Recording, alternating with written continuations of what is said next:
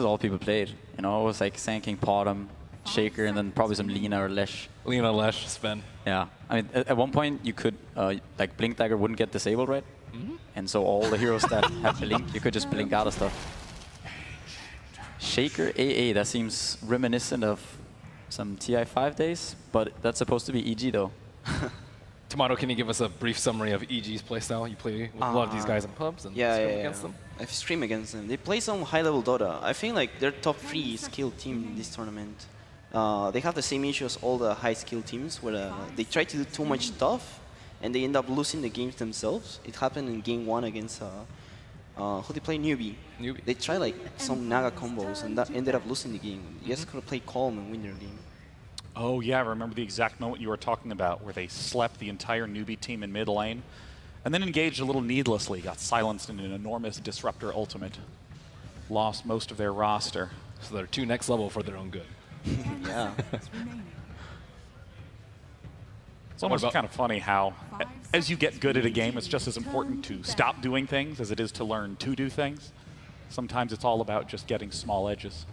You see here, EG's opening is something that we talked about a little bit earlier, is that EG like going for these heroes that can go to multiple lanes and have kind of multiple positions, so it becomes a little bit harder to read them. Right now they have both, like, they have Potom and Sand King, and they can be played in different positions, both of them. Yeah. So it's kind of hard for Empire right now to predict what EG are going to do, and I think, to me, it looks like EG are kind of just fishing for information. They're taking 2 heroes that they really like playing, and they're kind of just waiting for Empire to reveal what direction they're going to go. Yeah, I mean, Mirana, Universe and Sumail both have played Mirana in this tournament. I think Artur has also played it at some point. Oh, really? And I'm not sure if they have, I don't know if they have played ever Safely in Potom, but that used to be a thing. Yeah, they might have, so they can play it in almost all positions. I mean, with this sort of unpredictability, do you just make an even more focused draft if you're Empire, or do you also equally try to carefully judge what they're doing and play against it? You can't counter PKG. Like, it's too hard. I've screamed against them, and they just pick like random heroes, and they change the whole lanes all of a sudden with last pick. So, and I don't think Empire does that. I think Empire plays around like Resolution. They get him anti-mage, Morphling Lich middle. They just play like solid standard Dota. So if you were playing against EG, what would your plan be right now? Well, I think Empire doesn't care. They're just one of those teams that they just won a nice lane for Resolution, and he's gonna carry. That's how they've won every game so far. I won against them, and our plan was just make Resolution play Necro, and we won because of it. Like, he couldn't carry a Necro. So give Resolution, if you're EG, force Resolution into a hero which he can't carry the game with. Yeah. All right. Well, what are the big scary heroes that you never want to see on Resolution? I think Lich Morphling middle's super strong right now. Oh, that's right. Yeah, his Morphling and Anti-Mage has been very successful. You do see Lich was first banned by EG. Lich Kunga, first bans by EG, so that option is no longer available for Team Empire. Faceless Void banned from Evil Geniuses and straight into Winter Wyvern. The Wyvern's pick's a little strange. It reminds me a little bit of the Razor pick that we saw today. It's like, it's good against some heroes, but it's not particularly good versus the heroes that they have right now. Also, they picked it into AA.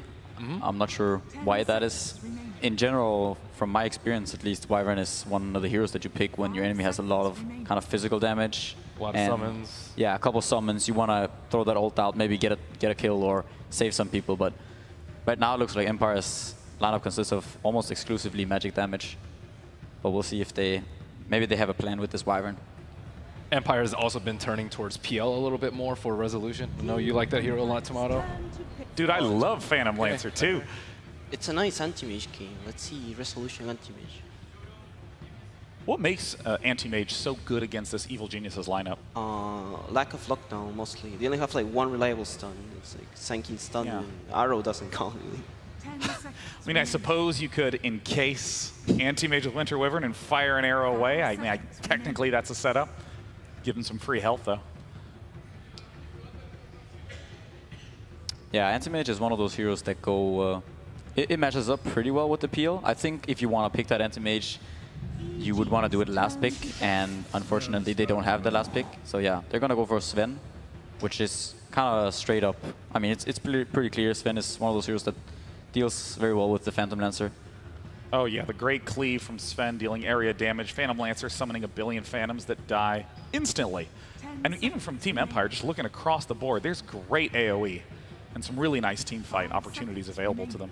I don't think you can really have too much though versus versus PL. I think some of the teams have been picking Timbersaw a lot also versus PL, which I think is pretty good here. Doesn't really care about Wyvern too much. It seems like a bit of a tough PL game. Yeah, Batrider, Sven, and Shaker are all heroes that are pretty good at dealing with this hero. Shaker's like the main counter to PL. I'm surprised they picked PL team first picker Shaker. I'm thinking that EG, I'm curious if they're gonna throw another core, like sort of a scaling hero out for Universe, or what they're going for. Another hero that we could see potentially is the Enigma, as there's no real good way of dealing with that Enigma BKB Black Hole for Empire, and it is a hero that Universe likes to play. At this point, looking at the Evil Geniuses lineup, what do they need? They get the last pick. Obviously, they're going to be able to wait until see what Empire's last pick is, but what is Evil Geniuses really fundamentally lacking? I like Enigma, like Pycat said. I think that there's no counter like Empire can pick, and he's gonna have a nice lane, to be honest. So yeah, I think Enigma the pick. I think it rounds up the lineup pretty well because like they have late game and deals Sven pretty well. Because like PL's not gonna deal with Sven, neither does Mirana. And then Enigma Black Hole and Midnight Pulse, yeah, it does pretty well. In terms of final bans, Outworld Devourer. Team Empire's turn. Oh, Enigma banned out. Nice read.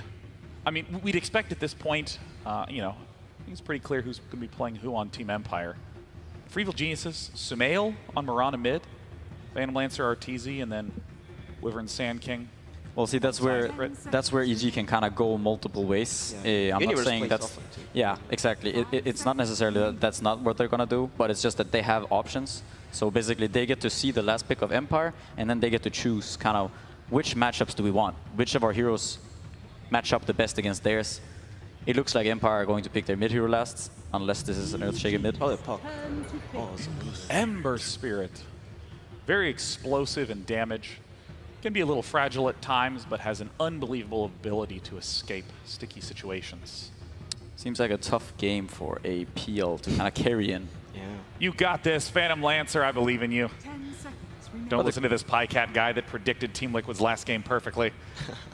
The question is if they have invested too much into countering this PL, because EG have a lot of, I mean, they have 4 other heroes, and if you sometimes when you go all in too much on one hero trying to counter it, you forget a little bit about the others. Last pick. Who you thinking, Merlini? Also, so the main role swap that we're talking about was Sand King Mirana. The question is now whether they want the Mirana mid or whether they want it support. Not particularly sure which one they would favor at the moment. I don't really see anything wrong with the core Mirana right now. Yeah, Mirana versus Ember is pretty nice. Oh, Invoker. Now, as always, who the hell is playing who? Sumail mid, Invoker certainly. RTZ Phantom Lancer. Universe will be on the Mirana this game, which means Crit and Zai on Wyvern and Sand King. Of course, Team Empire, expected players on expected heroes. It's time for game 1 of our final series of the day. Both teams face elimination. It's EG versus Empire. Take it away, casters. Elimination games always bring in the biggest pressure. EG, no strangers to this.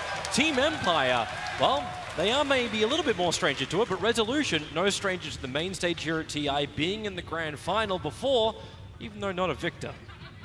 Yeah, he made a really big name for himself last year, and so far he's been really delivering in the tournament. In a way, it's strange that when we talk about Team Empire, we put so much highlight on the player who's actually not in the team officially. Yep. So I would like to talk a little bit more about the other players. Like everyone keeps talking about this Resolution show, but you have to think about, okay, if you're bringing in the stand-in and you had a carry player like Chappie who's very adept at a set of heroes. Resolution maybe has other heroes he shines on.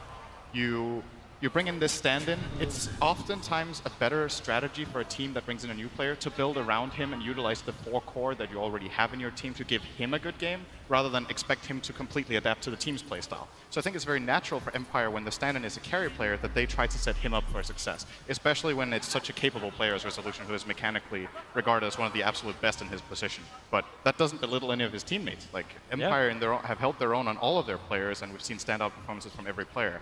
Looking over to EG, they looked a bit, I guess they looked a bit shaky, I want to say, against Newbie. They had some moments of brilliance and just some moments of very unusual lack of coordination and bad play calls that we don't expect out of EG. It's that moment when you wish that Universe video went just one extra TI further, so we could look back at, like they said, like, oh, we want to get that loss against CDEC out of our head and just move on. And the same kind of thing may have had to happen. They were really leading in game 1 against Newbie, and then caught on their own shoelaces in the mid lane fight.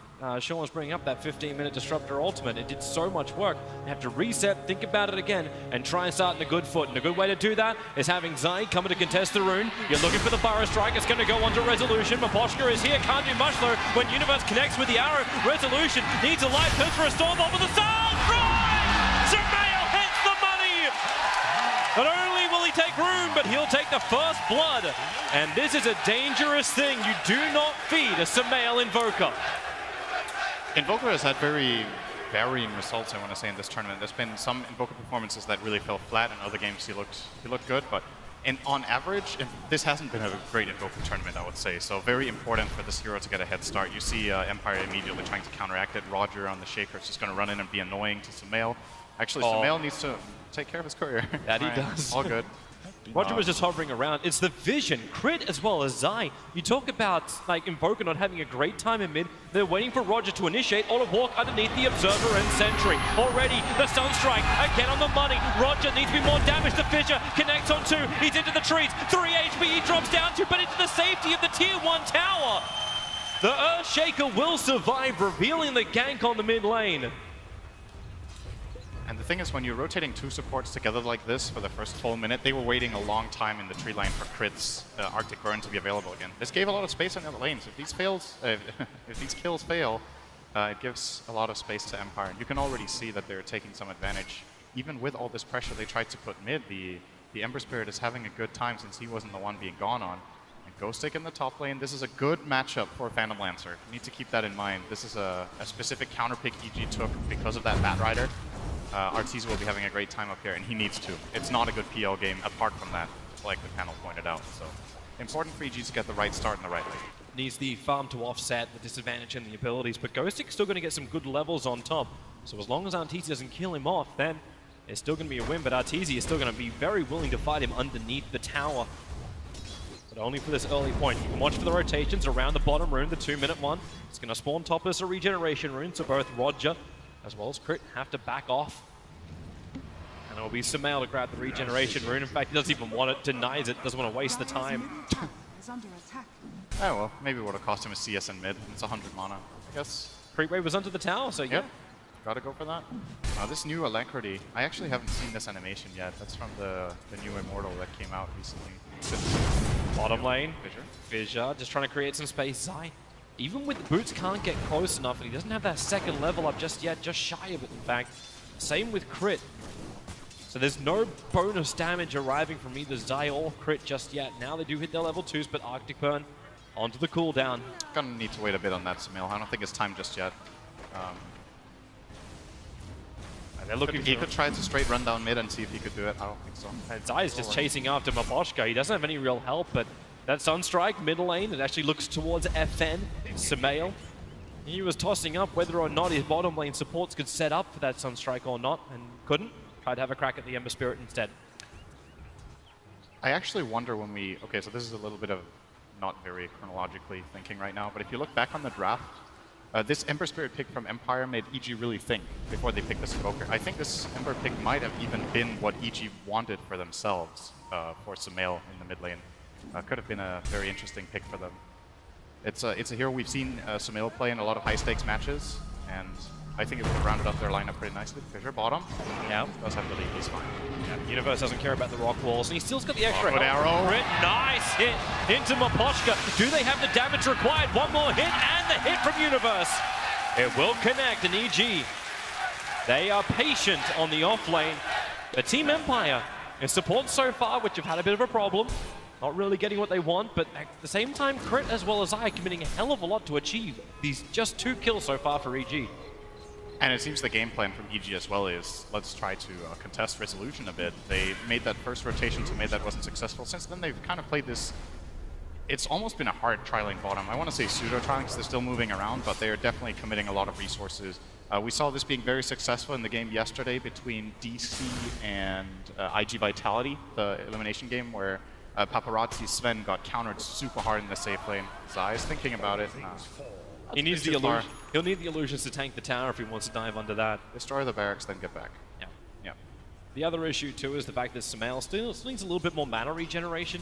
He's not having that Sunstrike exactly ready. Still needs to invoke it up and they still have mana to cast it.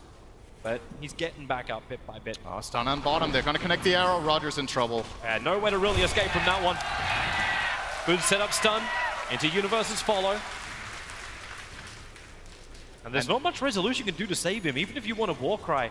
It's still got a good mix of magical damage and the physical. Zai now making his way down. He's got stick charges, but that won't be enough to get him the mana to get the Burrow Strike off, so they're just more posturing against Resolution, keeping him out of this game. And now that EG has made it very clear what the game plan is for them contesting this bottom lane, the question is what's the counterplay from Empire? We're going to see this replay right here of that kill. Stun into arrow. As Pycat said, 8-year-old play. And that's not in the age of the players. It's not. I guess technically 8-year-olds could also pull that off. It's not that hard landing a stun into arrow, but you know, it's an old thing from Dota history. This combination of heroes has been played for a very long time, and it still works. And it does. Old tricks. So the question is, what I was going to say is, what are Empire going to do? Are they going to sack Resolution a little bit and look to apply pressure elsewhere? Are they going to double down on this bottom lane and try to bring over maybe the Ember Spirit, who has hit the level 6, sorry. He's ready to make his first rotations now. A great amount of burst damage can come out from him against these heroes in the bottom lane. Being put on Resolution. Warcry and the Splinter Blast. That is level 2 from Crit, so he's prioritizing the chip range damage. But it's a good question. Sacking Resolution. We've seen Svens have a real issue if they try and fight from behind. So Zai might have that haste, but FN in the neighborhood. The Dire Observe Ward hasn't seen him yet. He's been behind the trees, now reveals himself in the lane. And Defensive Spirit also available. Sumail stands his ground. Damn, he does a lot of damage. That's plus 113. Has to spirit away FN. Zai not able to get there at the right time to help out Sumail, but Sumail really showcasing that 200 damage physical. And you need to keep in mind when you're playing against Invoker as Emperor Spirit that he can always remove the Flame Guard with the Tornado. So Sumail will very easily be able to allow his team, more than anything, to kill off the Ember later on in the game. We'll already see him. I want to say this is fairly unusual that Invoker only gets 1 Inquas and then 2 X Sword. Zai is coming dangerously close here. He walked right over the top of the Radiant Observer Ward. Burrow strikes down, but Spirit committal is there from FN. He really wanted that kill. Needed something to make this mid lane better for him as he was falling behind the net worth of the Invoker. That was very nice from FN. He dodged the Tornado as well with that Activate Fire, and then he jumped across the NATO into the kill and gets out afterwards. And you're right, this mid lane is going great for Sumail. I've seen this before. He's one of the absolutely best mechanical players in this lane. If the matchup is even or even favors him, then he will most of the time come out ahead, even with a bit of contesting from Empire. It didn't really do as much as they would have hoped. Yeah, they needed to contest more. We've seen teams actually commit like tri-lanes to mid to try and stop Sumail from doing what he's doing. Yes, 22 to 9, 23 to the 1 of FN. That's a 1.5 level difference in mid. Spirit committal, Ghost 6 rotated off the top lane, Lasso is up. It's a level 2 Sand King. At the same time, it's a level 2 Sand King. You're not really getting much out of Zai. You're 8 minutes in, and he's getting no levels. That is one of the weaknesses of running an aggressive tri-lane like this, is if you don't get successful pulls off, your support's get no level. Yep, they're thinking about it. Arrow's ready now. Resolution's going to let the Stormbolt go. What's really got left? Rod just moving his way up. Observer and Sentry's giving him the vision on the other side of the tree lines. They know, at least, that Crit's by himself. And this really, right now, this really feels like a game for Empire where the lanes, they must be feeling the pressure. They're actually losing their lanes really, really hard. The top 3 CS by quite a margin is on EG. They have a 3k gold lead, minute 8, without taking a tower and play it with a 1 kill. So this is raw lane farm that they're just winning on. And if they can just keep this pressure up, they're going to eventually scale into a very good position with their lineup later on in the game. Empire, on the other hand, kind of feels like they have to activate their Bat Rider to organize some good moves, as we talked about. Ember still playing catch-up. Kosi's going to take some time before you can say he's activated. Still trying to go for drums before he gets anything else. Oh, Zai's going to get moved down to the bottom lane. So Zai, it just seems to be a bad day for an SK. All 3 kills of Team Empire have been on Zai, the Sand King of EG. I mean, sometimes I just wonder when they're using these chat lines if there actually is any history behind. It's like the teams that use these frequently are just using things that make no sense in the context almost every time. We can point out the fact that something that makes sense out of it. EG in game 1, Sunstrike for barely could have clipped the ice. Instead, now it's the Spirit of FN going forward. They need detection onto the Invoker, sitting inside that Ghost Walk. They're just trying to burn him with AoE. They don't have mana on the Earthshaker for the moment. His totem just came back off cooldown. He's trying to look for him, but Samael is invisible. They have no idea that he is already back to the T1 tower. Even so confident, he held onto his 9-1 charges. Now he'll burn them as he goes back.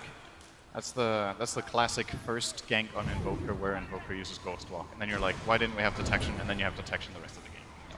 Apparently you don't. They're actually not even buying any. Maybe they can't really afford it. So the support duo of Empire is really poor. The Shaker is very far away from Blink Dagger. It's 10 minutes in, granted, but hasn't had too much success around the map, and AA is not doing very great. Quick moment. Mouse disconnected. So how does a mouse disconnect? You kind of pull it out? Don't yank. Yep. Just, you know, it's a high-stakes game, but you don't need to, like, move your mouse around that. I've seen people destroy Throw it off the table? games. Yep. DC. Oh, better to throw a mouse than the game. Bottom lane TP's coming in. Oh, that's not a good leap, Universe. Universe. Firefly. The leap didn't go where Miranda wanted to, and this will allow Resolution to get a big kill. It's been Zai dying the rest of the time. They have Moonlight Shadow available. The Cold Embrace makes it work a little bit harder for it, but with Mapochki here too. Crit trying to make a break for the tree line. Got 7 stick charges. Don't know if that'll be enough to really get him out of this one. The Cold Feet will trigger, and they burn as well as freeze onto the Winter Wyvern. Empire getting what they want. They do lose their bottom tower, however, but they get 2 kills in return. Yeah, that's a fairly even trade overall. It was a support and an offlaner that died for EG, and Empire rotated down 4 heroes to try to take that fight. If they would have held their tower as well, it would have been a very good move for Empire, but as it stands, they're still just getting out farmed a lot. And now EG are like, okay, we have a level 3 Sand King minute 11, he needs a lane, so Zai is going to be a bit quiet for the next couple minutes in that top area.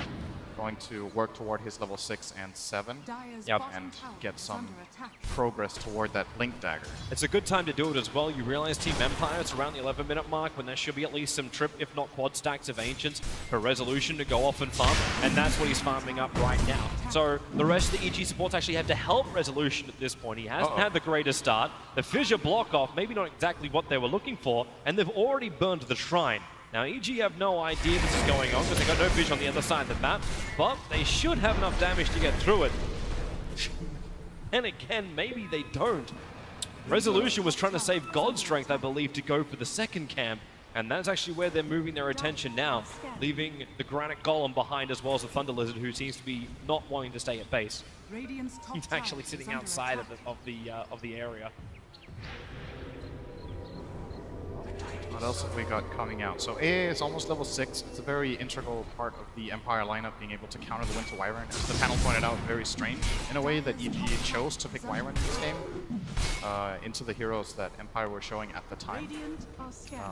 But with this Ice Blast, they can very easily set up kills that...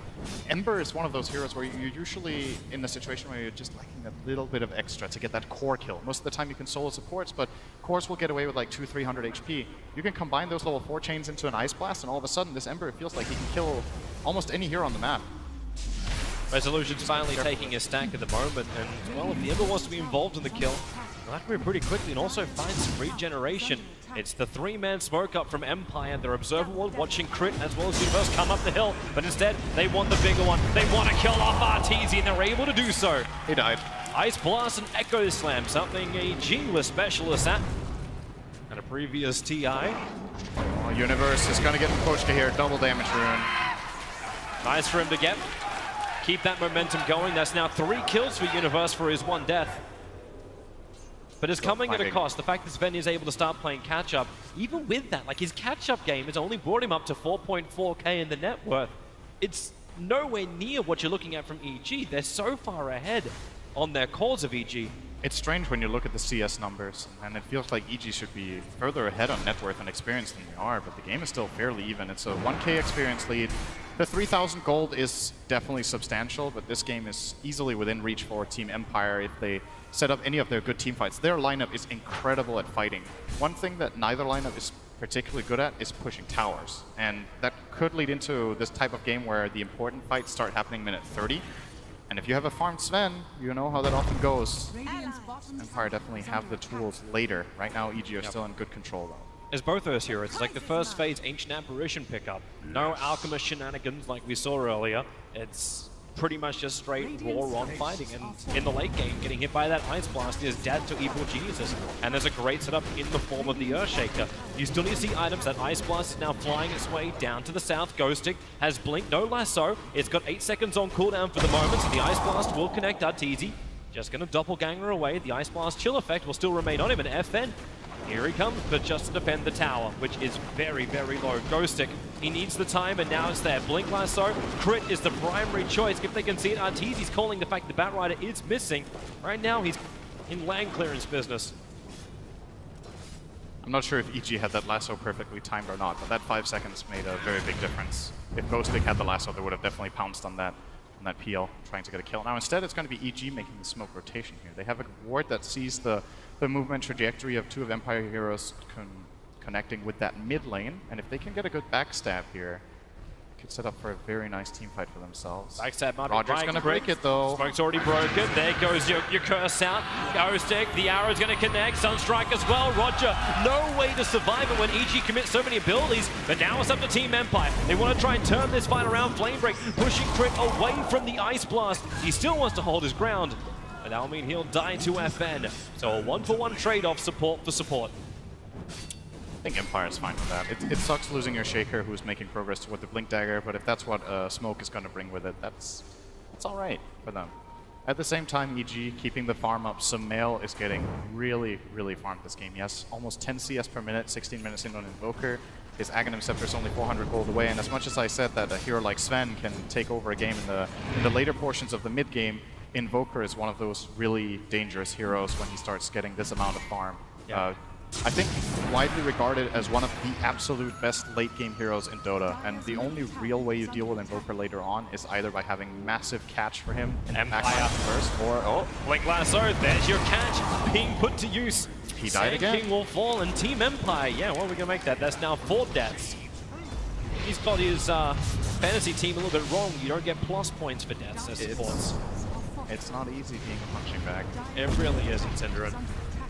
Resolution's coming towards the mid, bringing the Mask of Madness and Gold Strength. They'll commit both to bringing down the Tier 1 tower. There's no fortification for EG anymore. So Resolution happy to grab the tower, back off. And all these kills, all these initiations that Team Empire have been looking for have been happening without Resolution. He's always been in the jungle farming and comes in the last moment just to take a little bit of the glory and the money. And he's building a very farm-intensive build here. He's going for both the Mask of Madness and the Echo Saber. This should make him the fastest farming hero on the map. It will have a higher pace than Invoker, even with his Aghanims, I believe, if they're just both free farming. He's definitely moving faster than Arteezy. Like Arteezy, after that kill on bottom lane, kind of slowed down a little bit with his progression. It's just the nature of Phantom Lancer when you go for this build. If you want to really farm fast with Phantom Lancer, I think the first item you go for is Boots of Travel. I think overall it is faster than the Diffusal build-up. Either that or you get a Yasha.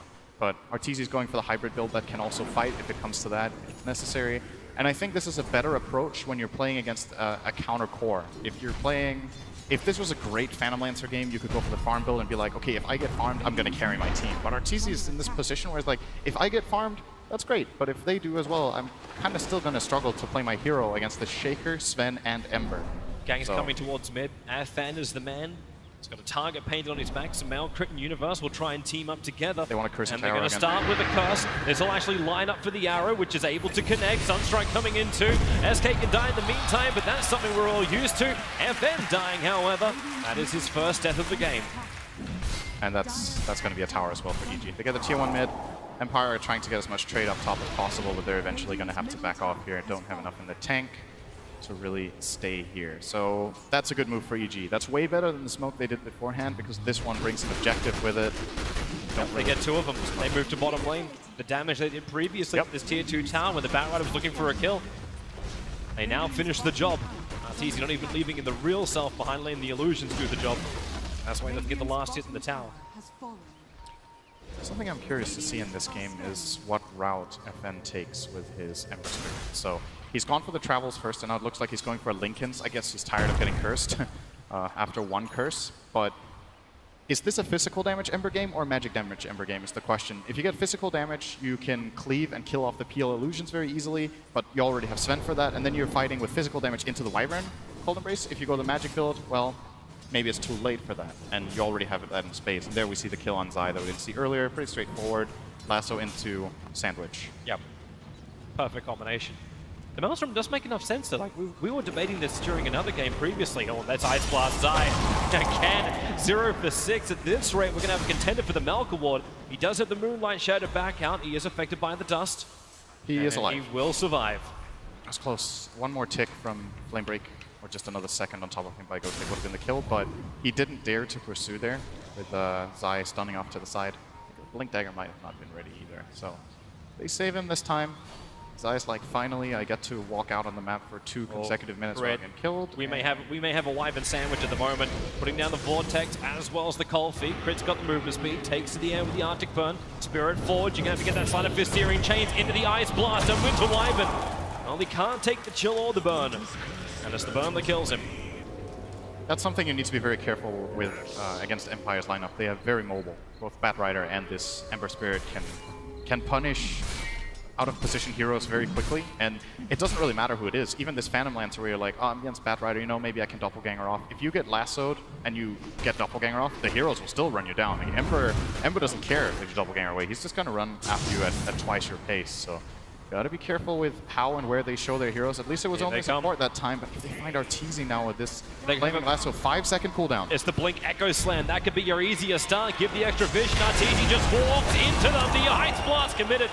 Nothing is left to chance here from Team Empire. And Ghostic, he even knew that was such a kill. He was looking for the second one. He was looking for any friends Arteezy had, but Arteezy had no friends on that bottom lane.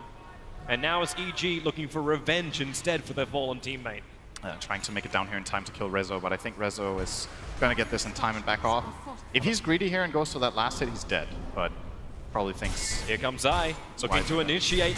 He doesn't actually, he does have that Blink Dagger. The Sunstrike is coming in, but the control is just not enough. Resolution already starting his TP. Ghostic also needs to get out. TP is off cooldown, and it looks like everyone from Team Empire, as long as Ghostic can escape from Crit, he is under the vision of the Observer Ward. Where's that arrow from Universe? It'll come too late because it's on cooldown for the moment. So Ghostic, 4-star, 1 second. Here comes the arrow from Universe. It'll connect, and Ghostic will fall. Universe will be the man finding the kill with a Maelstrom proc. Yeah, cooldown on 4-staff there. He used it instantly to save the Sven earlier. Oh, Mapochka. Arteezy looking for the solo kill. The Sunstrike from Samael. Easy, easy setup. Made all possible by Arteezy. Empire is still doing a good job at pushing in these waves, and most of the heroes dying in this game are really supports. There's so many support deaths and so few core deaths so far. Arteezy, I think, has the most deaths out of any core with his 2, I believe. And the only one who hasn't died so far is Samael, who's at 3-0-1. I think every single kill he's claimed is the one that's not in front of him. It's always been the Sunstrike at range. Supports giving their life for their cause, but they're getting money back. The fact that Zai has managed to die 5 times and still picks up a Blink Dagger at a reasonable time. Yeah, it's all right. It's great for him. Given the circumstances, it's not too bad. I think he had it for a couple minutes already, so he gets a sub-20 Blink on Sand King with 5 deaths. That's respectable. Yep. Doing it hard. Looking for the next smoke. They've got Dust available, and it actually looks like Team Empire just have 3 players walking on top of that aggressive Observer Ward. Probably planted so they can track the farm rate of both Resolution as well as FM. They have to keep tabs on these 2 heroes, especially the Sven. You do not want him getting in front. At the moment, the 10k net worth is pretty damn good for a Sven. Yep. The only downside is he's wanting to be number 1. You always want to have that number 1 net worth. Right now he's 2.6k behind the Invoker. you reach this point now, though, when Invoker falls off a little bit in fights against the Sven in particular.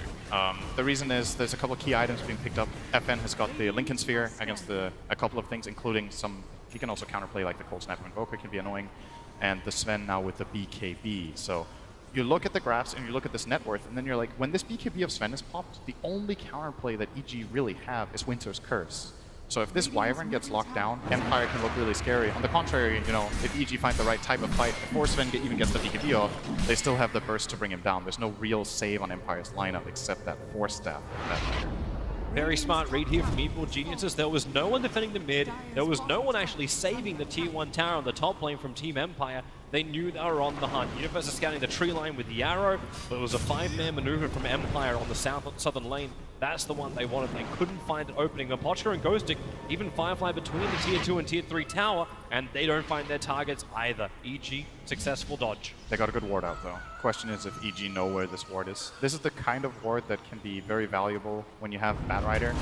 You get deep vision into the enemy jungle, so you get to see movement patterns. And Bat Rider can obviously punish when heroes start running down toward the ancient area or farming the big camps here, since he can fly over those cliffs. Moonlight Shadow. Overtake them. Crit's going to get close enough to Resolution to get that curse off, especially as Resolution shows himself farming the wave. He has the BKB. The creep wave's nearby. Zai moving in. Moonlight Shadow. They can just start with the basic stun from Zai. Burst Strike it up. Here comes your arrow, but the BKB from Resolution wants to stand and fight, or he tricked off that Mask of Madness. Needs the movement speed away, getting blocked up by Roger, who echo sends only the fake PL. Still, Trick going down the sidelines. Epicenter from Zai. The damage can now be put into the Sven. Ice Blast's on the way in. It's going to connect on RTZ. Or will it? He doppelgangers away. Resolution sent up and towards the air by Samal and blasted into deafness. They may not be done yet. Ghostic. They realize there's no sentry ward nearby, and actually no, EG will be retreating. There's no way this 3-man team can get a revenge kill onto EG quickly. This is one of the things I love about Mirana as a pick. There's almost no teams playing this hero. I think only really EG seem to favor the hero this tournament. Moonlight Shadow is such a good spell. When you have these limited supplies of smoke, the game can reach stages when it's very difficult to find picks. But the Mirana there, the key part of that kill is the Moonlight Shadow. That's how they got the jump in the first place on Resolution. Felt pretty safe because of the warding that they had in the area after that Bat Rider and AA invaded, but sneak in there with the invisibility and find the biggest kill of the game. And that is every a kill on one. Reso is huge. Because it's separating it up, is allowing Invoker to be the stronger hero on the field. And you can see Samal making the space of it, like getting involved in the fight, BTing down to the bottom lane straight away, then letting the Forge Spirits kick in. And if no one comes to defend this, then again, more of Empire's maneuvers are going to be flagged. And EG, very hard to catch them by surprise when all the lanes are so consistently being pressured. Yep. But they're going to try anyway. A 3-man smoke down mid. This is a good smoke in my opinion. It's got very Samal. it's hard to read. It's a Lincoln Sphere though. They have to blink in, use the Force Star to trigger off the Lincoln Sphere. Now they can keep the lasso up. Ice Blast will connect. They have to keep Samal there, and they're able to do so. Samal with 70 seconds on the sideline. But he pulled up the full Lincoln Sphere. Even the fish are catching out Zai. A quick dusting. They don't have to hide anywhere. Burrow strikes available, but Zai, now he gets it. But FN waiting with open blades behind the tier 2 tower. Gives back-to-back kills for Team Empire. Textbook smoke. They showed Resolution in the bottom lane. I think they showed a hero in the top lane as well, and the remaining 3 heroes look for Samal.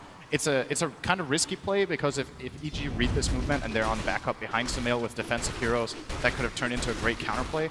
But they make it hard for EG to at least read what's going on. EG have their vision in the top area of the map and therefore had no idea what was coming their way.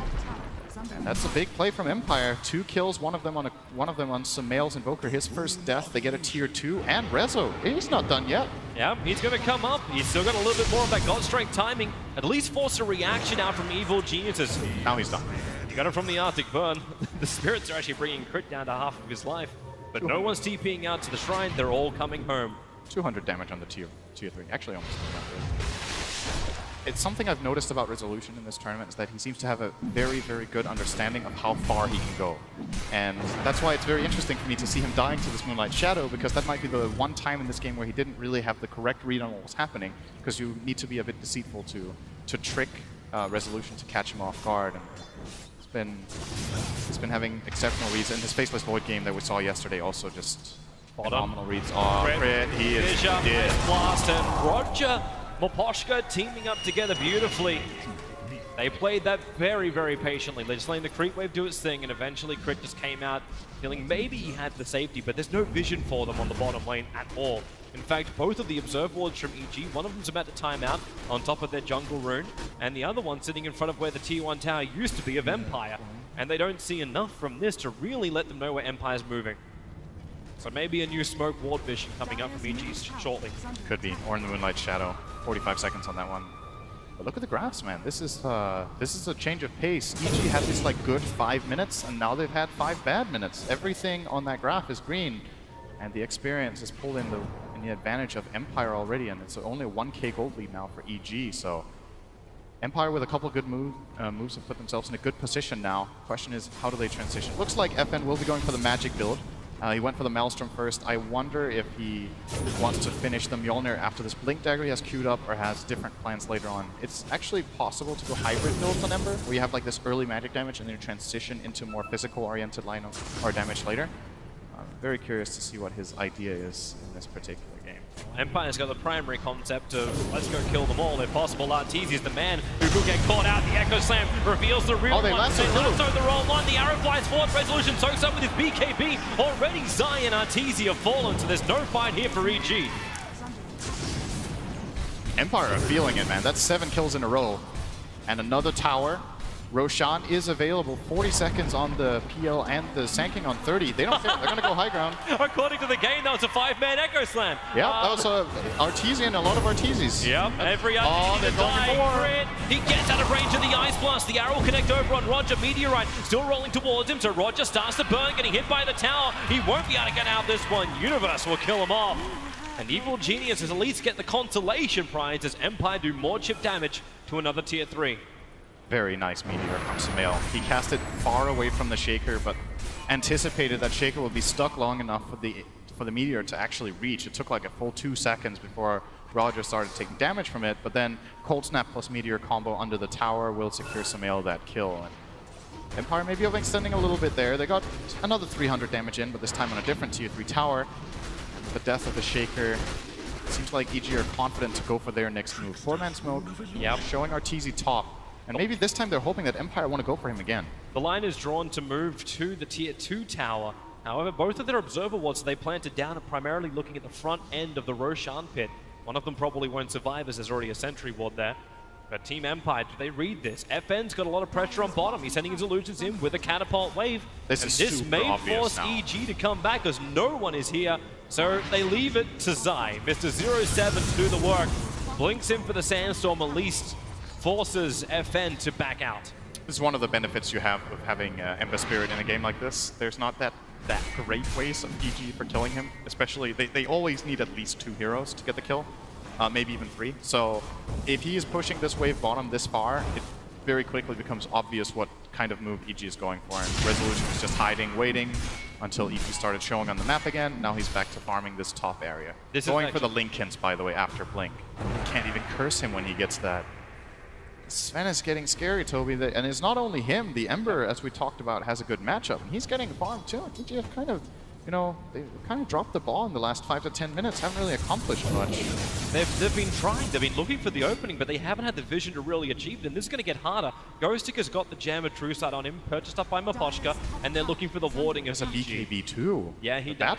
Blink, BKB, and 4-star. So he can jump in, trigger the Linkens on the Invoker, and still get out. And if he is that first initiator, you've still got the Linken Sphere, which can be given by either the Ember or potentially the Sven. You can double stack this on your front runner for Team Empire.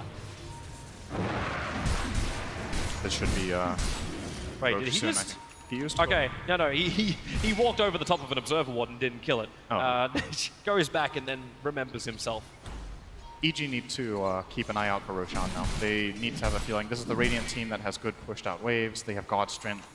Should be able to kill Roshan pretty easily. The Sven can obviously solo it at this point. I hate to tell you though, they can't keep an observer ward up. When you got a Batrider around there, they just lost their 2 new observer wards they planted, and Crit's only got 1 more left in his infantry at the moment. It's very difficult for EG to establish vision. And Sumail just walked underneath the observer ward. Ghostic may believe, he's not close enough for it. He's feeling it, but can't get it. Sumail playing it safe here. He's gonna alacrity his Forge Spirits, and Resolution is gonna munch them up very easily. Actually, he's gonna lose quite a bit of mana here. Yeah, got to get rid of those PL illusions, making sure they don't just keep copying on him. So he has to turn and fight him. They dealt a lot of damage because of that minus armor from the Forges. Oh, look at these Observer Wards as well. So good from Team Empire. Even if EG feels like they've found one of them, they're not going to get both. It's too much of a commitment for the support set. Resolution's going to start up on Roshan. Meanwhile, FN attacking into the bottom. Zion Arteezy can't get the initiation off, so FN quickly back out again. The Stun Strike scouts out the fact that Roshan is being done. Resolution and Roger going to be joined by FN inside the pit. Can EG get there in time? The Moonlight Shadow, they're trying to run forward. In comes Zai, goes for the Burrow Strike, just near the target. Resolution killing on Vegas the Immortal. Snatched down by Zai. Resolution killed him with a cleave. Now they want to get back out of this one. Goes to with the BKB. Isolated in the middle of 5 heroes. Baits created by Roger. Blinks down the side, blinked up to try and find him. They're trying to disengage, but Poshka won't be so lucky. Arteezy is all over him like a hot rash, blocking in the corner with all the rest of the Arteezy 5-man team. And they may try now, EG, to gain something on the map for the first time in 20 minutes. Split-second decision there from Zai, just going for it. He blinks in, gets the stun. Actually, he didn't even stun the Sven. The Sven got the BKB off very quickly, but I thought he was Resolution. dead. So this is one of those moments where having 6 slots at this point in time, Rezo wants to have all his items on him, because if the fight breaks out a little bit earlier, he needs all of his items available. But when Roche is about to drop, you want to swap an item, and we're going to see Here it it right is now. again. So Zai goes in. Rezo currently has 6 dodged items. it too. He currently has 6 items in his inventory, so he can't pick it up. He has the stun on Zai, doesn't get the kill, and now Zai has already taken it. He swaps in the Mask of Madness to try and get it. Rezo's like, you know, yeah, it's one of those difficult moments because you need to move the mouse down there and move that item into your backpack, and it takes time, and Zai's just faster because he already prepared a slot. The 0-7 SK that hit 0 stuns because the slap. Oh, mid lane, we don't have time for that. Big kill. Mid-Focus gone, the Ice Blast is flying in. Does have buyback. But this should be forced maybe by Empire here. Yep, they're coming. FN's already arrived. Defensive Spirit, they can start chipping away at the building. Defending is not easy right now for EG without that Invoker. He is their primary defense. Of course, there's other spells that are annoying to deal with, such as Splinter Blast, Starstorm, PL Swarm. But the thing is, if Empire don't want to push, this is at least a full minute of complete map control. They can push out all the waves, force EG to camp inside their base once again. And these core picks are extremely important. Sumail has now died twice. It's been a long time since the last kill on him, but they're just as important every time. Yeah, spacing it out, and it's more and more money. It was Resolution who found it, so more cash coming the way that's Ven, who's looking for a Bloodthorn. As the BKBs get lower, they'll become more and more effective. At the moment, Sumail still holding his 10-second BKB.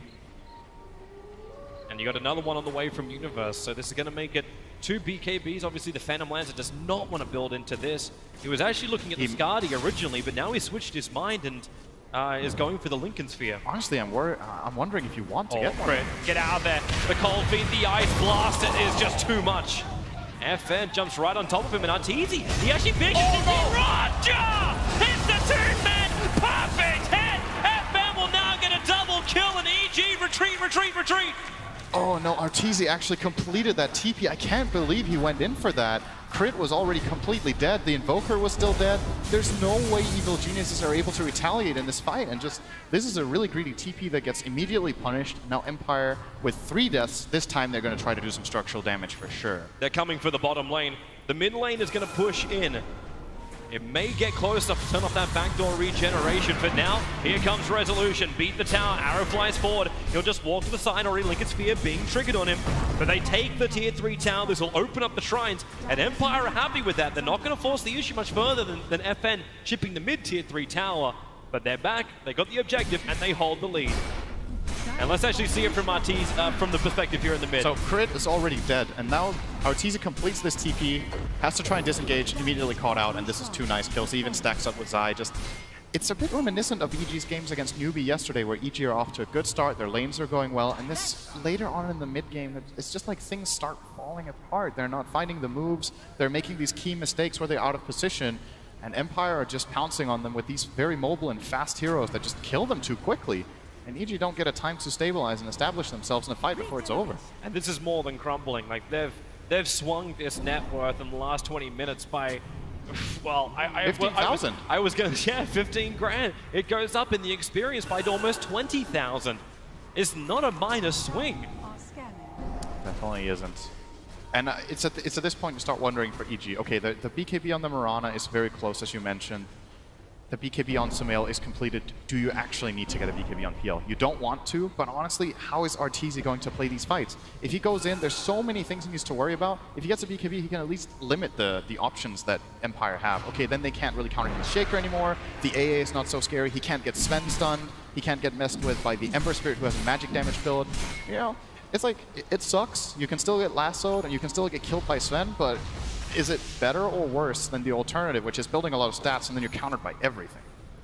Now there's even a Bloodthorn on this Sven of Resolution, so even more value in the BKB. He does have the Manta, of course, but if that's already used, now Sven can single-handedly just slam him in one stun. He's 39 minutes in and already very happy with all 6 items in his slots. Ghosting, very happy to find this pickup. It's Arteezy, the Ice Blast chilled in, FN.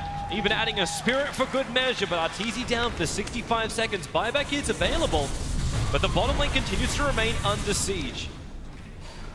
And this is getting very, very difficult for EG. This is the game you want to step up, you know, this is the game on the big stage, and Ghostic is maybe playing his best game of the tournament. His Bat Rider in this game has been outstanding. 5-1-11, has found so many openings, has been able to not only find the openings, but also assist Miposhka in the warding missions, where they've gotten the intel that they needed to make the kills successful later on. And EG just seems like a completely choked out team with no control of the map. Here comes Resolution. That's actually God Strength being committed to kill off 2 Forge Spirits, but I think he realized he doesn't have a creep wave. So the God Strength still wearing off. Ghostic's looking for his opportunity. They put the Lincoln Sphere protection onto him, as now the run forward. Arrow almost caught by 3 players, but, well, they're matrixing Neoing that. Feeding into the melee racks. Where's this defense from Evil Genius? Sumail burns his BKB nice and early. Looking for the kill onto Roger with a 4-star. Gets him out of range of the Sunstrike. And Evil Geniuses, for now, Empire will back out. Great hold. They didn't expend Arteezy's buyback. They took a little bit of damage on the melee barracks, which are going to heal themselves up. The BKB was even expended by Sven there, so a little bit of a commitment from him to no avail. Oh, all right, Sumail also used his BKB, so you could call that a draw perhaps, but under the circumstances of being 5-on-4 in their own base, EG are probably happy that they didn't end up having to lose either buyback or barracks. It's the fact that Sumail takes his BKB to a 9-second while Resolution's burning his so much, he's already down to 5. Yeah. So there's not a lot of immunity time for Sven just to stand his ground and hit, and that's what he wants to have happen. And looking at his next item build, I'm assuming this is going to be the Resolution special, where he's like, you know what, I've got 6 items, about to have 7, just put boots in the backpack and pick up a full butterfly. Yeah, get the Flutter in the fight instead. It is just a vastly superior item to the Treads later on in these fights.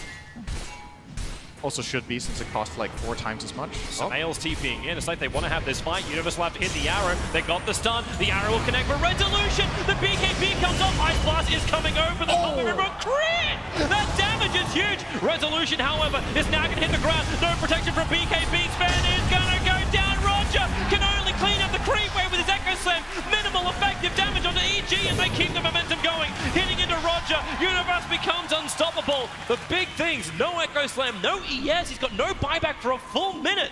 And EG might be able to force the buyback out on Sven. It's a long way to go, however, and they're turning their attention towards Roshan. He's not back yet, as 2 seconds till he could possibly spawn. Do they get lucky? Do they get lucky? And they don't. It's a minute and 10. 10 seconds after the Sven. So I want to say this respawn timer maybe favors Empire, as we're going to see the fight here again. So Rezo not getting the BKB off on the initial Sand King stun could have been a disaster. He still got it off just in time, but a little bit of miscoordination there. The lasso on the Wyvern and Sven at the same time going on the Sand King. They have 2 different targets. Crit is 100% dead there if they just combine, but you know, high pressure environment, high pressure moments, sometimes you make the wrong decision, and EG capitalized in a big way with those 2 kills, and they desperately needed that. They were starting to fall so far behind. This is a little bit of a dip back the other way, but no objectives for EG. No tower, no Roche, just additional farm and push on the waves. It's getting a hold back on this game. It's stopping the graphs from going out of control, and they have started to dip back the way of the Dire side. Not by much. That's what momentum is all about. And at the moment, they're looking to gain more. Put Sumail on the front lines. Let him be the initiator. Catch out these cores. That's what they're looking for. Sumail is now only a quarter of a level away from having level 25. Guess who already has it? It's going to be... It's the Ember Spirit. actually. Of all of the heroes. I was waiting for you to say, are you ready for the plus 65 damage talent tree? I think he's going to take the Stormhammer talent. I feel like that talent is almost always better. It's a 5-second cooldown on a 2-second stun. It's crazy good in these late game situations. They're waiting out the Sunstrike. There's a PL illusion. Empire want to kill off Roshan, but EG is watching like hawks. Except Beastmaster is in Bible, so they're watching like Arteezy's PL illusions. To be careful here, though. Oh, Sumail is in an awkward position. Roger actually going to Shadow Amulet here.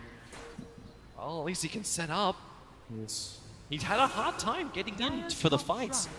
He would really love to finish up the Shadow Blade, having that Echo Slam fall short in the last mid-fight. Learn from his teammate who isn't here. Just go down mid and just hide right in the middle of the lane.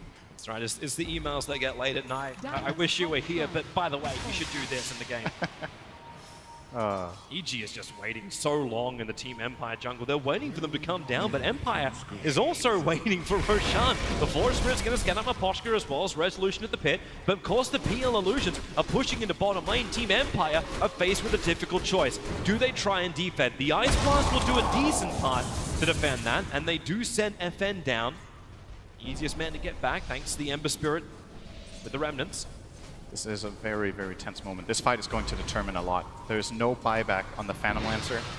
Invoker, I believe, does have it just barely. Splinter Blast reveals the position. Crits on the front line. Sumail, they're using him as bait. The Force-Up gets crit away. Virus Strike and the Echo Slam. Is there enough space? Goes into the BKB up. The Fidget's on. It locks up EG. They're trying to retreat. Get away from that damage of Resolution. He's already cleared 2 entwined, but they want more. The lance on the PL. Doppelganger is there. You can make a couple more Arteezys. Trying to run west. They don't know where the real one is. FN's going after him. They need to kill off PL. 2 seconds. He's got Menace available. More Arteezy down the hill. Which one's the real one? FN make a choice. Side of fifth. Arteezy. TP out, but he can't make it in time. Ice Blast was coming, but FN got there first, and no buyback for the PL.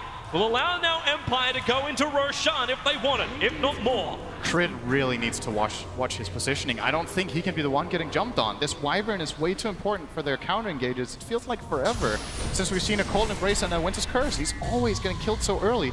And the moment this Wyvern is jumped on, it's like, it's just a paradise for Sven. During this BKB, nobody's going to touch him. His 5 seconds of complete domination, just runs from one hero to the next, gets a couple of cleaves off, and when they finally get him under control, they've already lost 2 heroes and a half, and the fight's over.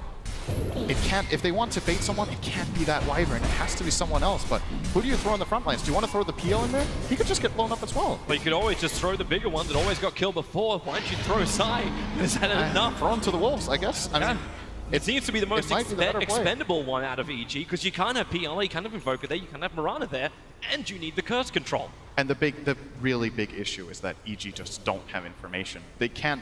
We're talking about who to throw to the wolves because it seems almost impossible for EG to get the jump. It's very hard for them. And this, to me, when this Wyvern dies, this fight's almost unplayable. Like, instantly dead. We see the Shaker with a quick reaction, great play from Roger, just sniping down that Sand King immediately. And at this point, what do you do 3 on 5? You've expended your BKBs. FN's on fire. Time to come back to the fight. You've got one quick stun. Moonlight Shadow gives them protection. Crit looking to the bottom lane. It's FN with that Sleight of Fist. Chris just trying to make it to the tree lines and away to safety. Should be okay. And he will be able to do that, and so will Sumail. They want to fight from inside their base, not outside. Fight from the position of power, from the position of height. Wait, where did the cheese go? Oh, Shaker has Shaker has in his backpack, and the Aegis is on FN. So big advantages going the way of Empire. 10k lead, Aegis and cheese in their inventories, and EG are back to the comfort of their home, which is not really the comfort they would like to have right now. They would like to have the comfort of the opposing team's home, and they haven't really been able to kind of almost cross the river for 20 minutes now, 25. And it is a really difficult game. This is Batrider Paradise. He's actually, in my opinion, uncountered in this game. We've seen so many Batrider games where if you don't have that Batrider counter, he seems to take over games. You could say, in a way, Cold Embrace is a counter, but just not against this lineup, man. If you Cold Embrace someone, they're still in a lot of trouble. So much magic damage from Empire. This great lineup with mixed damage types. The only counter is Zai jumping in to get the Bar Strike, but with the BKB up, that doesn't even work. And he kills himself to do it. Yep. It's very unrealistic that you're going to get a blink stun, unless you can get like a very quick blink into stun backwards and then Force Staff. You could maybe get out. Ghost Stick, trying to take to the hills at the moment. The Forest Spirit's getting rid of the Observer Ward. EG are definitely on the defense. Protect everything. They Matt Ryder's Firefly doesn't have a lot of time left, and thanks to the very low cooldown of Tornado for Sumail, they can chip away at these towers quite nicely. Oh, arrow connected. 5 seconds, but it's way too far to venture out. In fact, at this point, even if Empire catch an arrow, it may be the bait that EG does not want to bite. It's good if it's on FN. I think then Empire will win the fight if EG hard come in on December. They probably have to wait until this Aegis expires, and that means even more gold gain for Empire. This is the classic late game situation where you have Aegis and Cheese and you have the map control hero. EG just are going to get massively outfarmed. Look at FN's confidence just going into the enemy base, clearing up the creep wave, jumping out, just keeping EG completely at bay. And the way I see it, the best play EG can possibly pull off is trying to bait Bad Rider to lasso a fake PL. That would be the start of a good fight for them, but Ghostic just isn't taking it.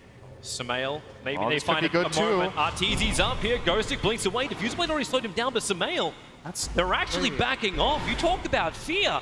Like, you've got confidence from FN, you've got this living fear from EG. Anywhere outside the base is not safe. That's just not the way to start that kill either. You can't start it with a Diffusal Blade from PL. It has to be the Invoker with an instant damage sword. Oh, Resolution, he's inside the base looking for that opening. Sumail, as well as Rez, do burn both their BKBs. Blink, Pyro Strike, they do blind Ghosting. This is a nice target, but Searing Chain, Zai may not have the life for it. Sunstrike's coming down. The damage is negligible on Roger. He controls Sumail on the backlines. Now the curse is out. It holds the Earthshaker. Deafening Blast means no real damage is being done to him. This fight split off into multiple parts. Universe is actually doing the damage with the Maelstrom, but Searing chained up. He will fall down as well. There's more RTs to continue the fight, but they do not see Roger. He sees everybody else. A 2-for-2 trade-off. But the initiation is gone. The BKBs are burnt. Roger able to grab that Empire gem and then get back out. That would have been a big win for EG if they recovered the Gem of Empire. Even trading 2-for-2 like that would have been very nice, but yeah, they bring it back, and will probably, as a result, keep controlling the map as they have. Very important to note, though, this Sven is starting to struggle a little bit. I'm wondering if Resolution is thinking about going for a Refresh Rod instead. Oh, he's just thinking about killing Crit, but he doesn't have vision. Whoops. Oh, if there was a... Oh, actually, there's no counterplay there, so... Yeah. That Linken's has been really nice. You see, he would definitely get cursed here if he didn't have the Linken's, but... Zai, like you said, he kind of has to go in. Good Cold Embrace, but it's not enough. Empire FN has the damage. It was enough. That curse was important. Yeah, Sumail needed to be freed for that fight. It's from both sides this time around. Like, EG got what we were talking about. They had Zai being able to get that initiation stun that EG can then move around. And the problem was then created by Roger onto Sumail, but Winter Wyvern did his job. The Cold Embrace, he didn't make it easy for Team Empire to grab one kill and move on to the next. That's what happened in the mid-fight, where you had Resolution just swing down onto Crit, move on to another target that's already half low, and then just push everybody else of EG back again. Yeah. It's crucial that this BKB usage from Sven doesn't net kills. If they can avoid that, then they're kind of playing 5 on 4.5, I would say, after. Like, it's not like Sven can't do anything, but he's getting very controlled by all of this lockdown, especially from Sumail. So, the scary part for EG is, what if Empire get the jump? If they get the jump, Sven comes in with a BKB and has a target, it gets dangerous very fast. Again, Wyvern's positioning is crucial, and the big difference this time is he's able to cast spells. Resolution now has the butterfly on him, and he's going Refresher Orb as the next item. So yeah, there we go. Double the BKB. That's what he needed. Double the silence. As I was saying, maybe getting it over Butterfly would have been a good choice as well, but he wants both. Yep. And he doesn't really have much reason to worry that he won't be able to farm them both. Right. If Empire want, they have like this iron grip on the map for quite a while, kind of keeping EG in the stranglehold inside of their base for, it seems like, an eternity now. And this is when you start wondering, you'll think back on the group stage, how many games have Empire had like this? Yesterday they had the game against Cloud9 for over an hour. They were way further ahead in that one. It felt like almost impossible for Cloud9 to win that game. This game is winnable for EG. It definitely feels winnable, but it's hard. Will Empire be able to control the map, get the Aegis advantage once again? And more importantly, will they run their heads against the wall, or will they actually start getting some important objectives? 52 minutes, no barracks. The first lane, that's kind of insignificant at this point. It doesn't matter that much any longer. There's enough defense power from EG to defend one lane of racks. 2 would be difficult, 3 would be almost impossible for them. Yeah. Just because of the pressure that EG Empire will apply. But you do actually have one thing in this fight, which is unfamiliar territory just at the moment because the item is kind of ass. The Scythe device is over on the Invoker. There is nothing like the Legion Commander. There's no press the attack. There's nothing to break him free. No Lotus. They're looking for the Lotus Orb on the Earthshaker, but it's still going to take time for Roger to get there. Yep. It's a big item for a while. Yeah. He still needs to play around the Lincolns, though. The 2 Lincolns on both Emperor and Sven. Ghostic.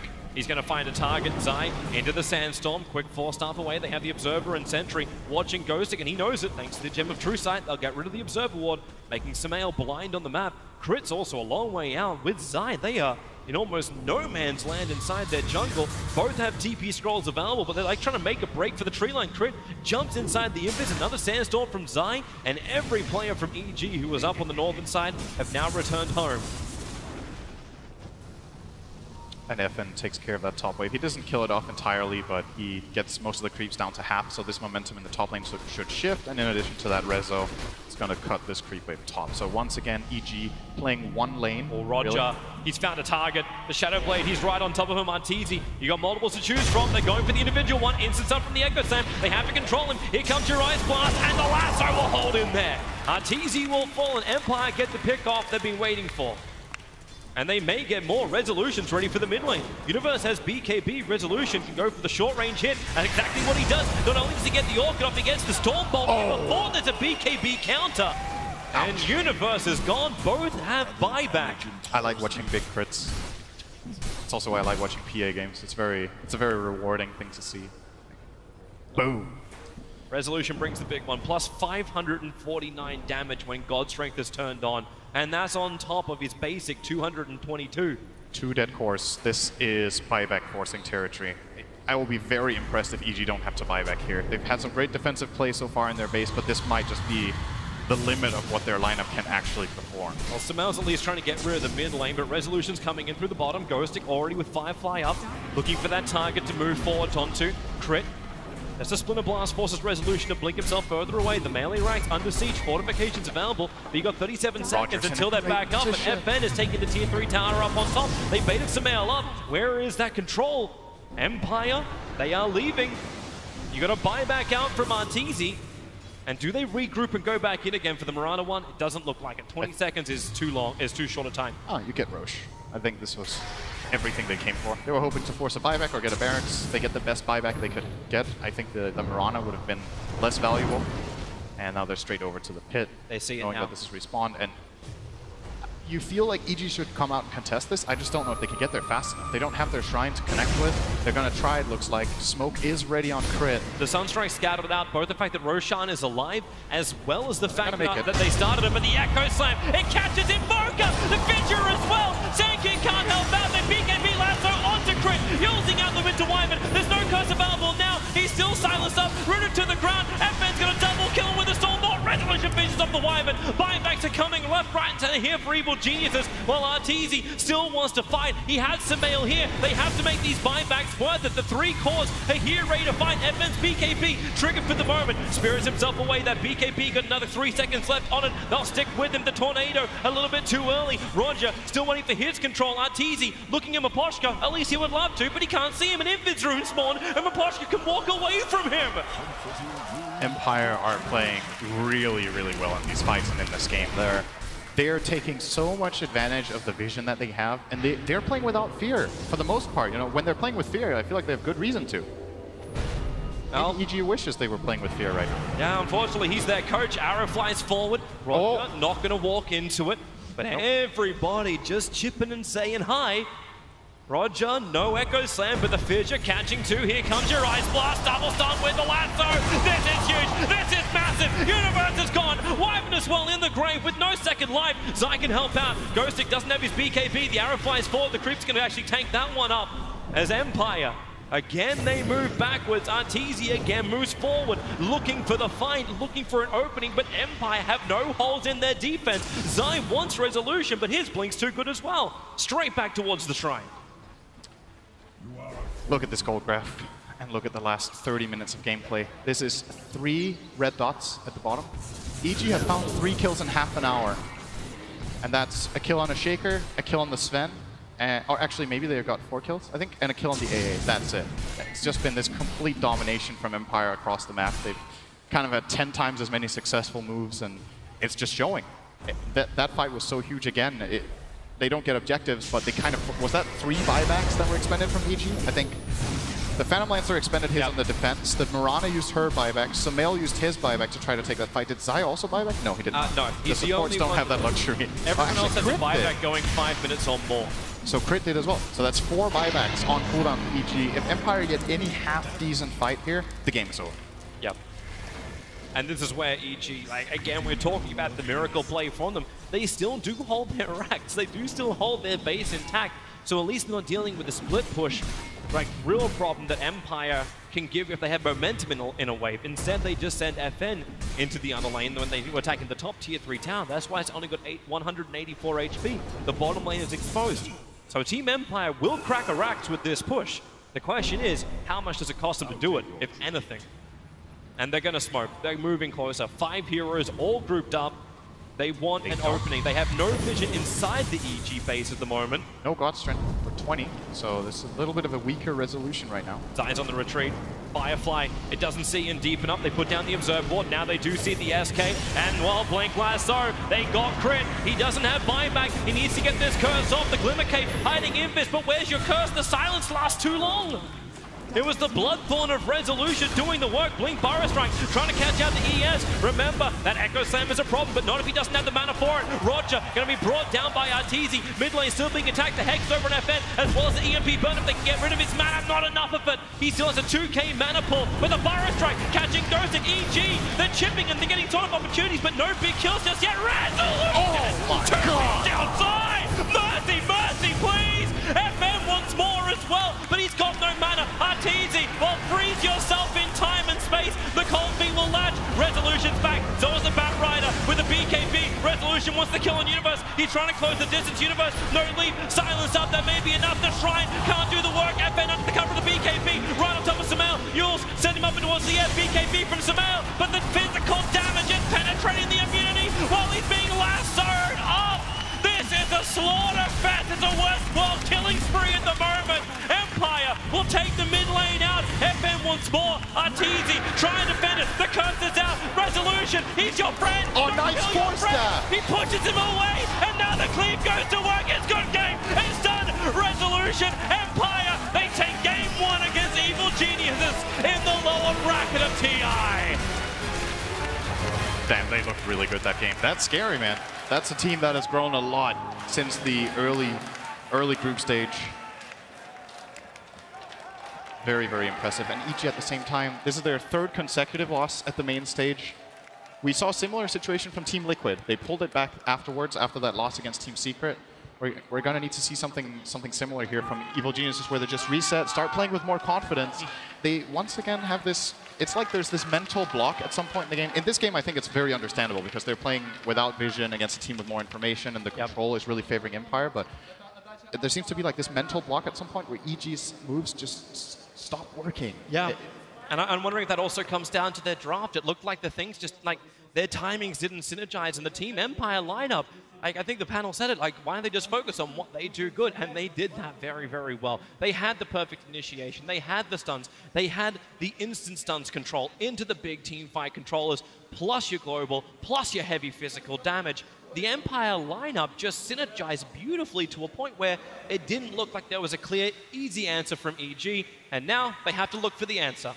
And everyone is talking about Rezo, you know, but this game for me, FN and Ghostic came up really, really big. Gotta highlight those 2 players for this. Yeah, fantastic performance from them. Team Empire, 1 series up. Man, at the end of that game, Synderen said it best, 3 kills for EG in 30 minutes. And at one point, Pycat, you were even joking as Earthshaker was spinning around in mid lane outside front. This is what happens at TI. You just stop taking risks at some point. I mean, he was, well, I don't know. I felt like that was sort of a tribute to Chappie, man. He was like dancing around with his Shadow Amulet and doing all sorts of weird stuff. But yeah, in this game, I think we saw they did pick that peel into the Shaker and then followed up with the Sven and the Ember. And yeah, it kind of looked like EG's 2 cores that were in the game were sort of Invoker and Bottom, because peel was just too countered to kind of be a factor in this game. RTC didn't have that good of a game, but you know, it is really difficult to play that peel up against those heroes. So I think that this last pick, like waiting with your picks, the important cores, it's something that we see time and time again, when you pick those cores too early, you can get countered, and it's very hard to play from that point. And I want to ask a little bit about EG consistently has had good starts in their games. Rarely do we ever see them in a poor position after 15 minutes or so. But at this point, they've lost 3 games in a row on the main stage. One more, and they're out. In fact, one more loss, and they will exit TI without a single win, which is a real shock given that they were top 3 in the last 3 TIs. Tomato was talking about how they drafted for the lanes. Do you want to elaborate on that? Yeah, I think EG focused too much on lanes. I don't know what was EG winning condition, because like they're winning the lanes and make these cute plays like the Wyvern ult to Arrow, which like, yeah, they look cool, but how did they win the game? Like, they didn't stop Sven's farming stacks. They didn't slow the Bad Riders' blink daggers. Like, they're making async operation pickups the whole game, and they have like no counterplay to that.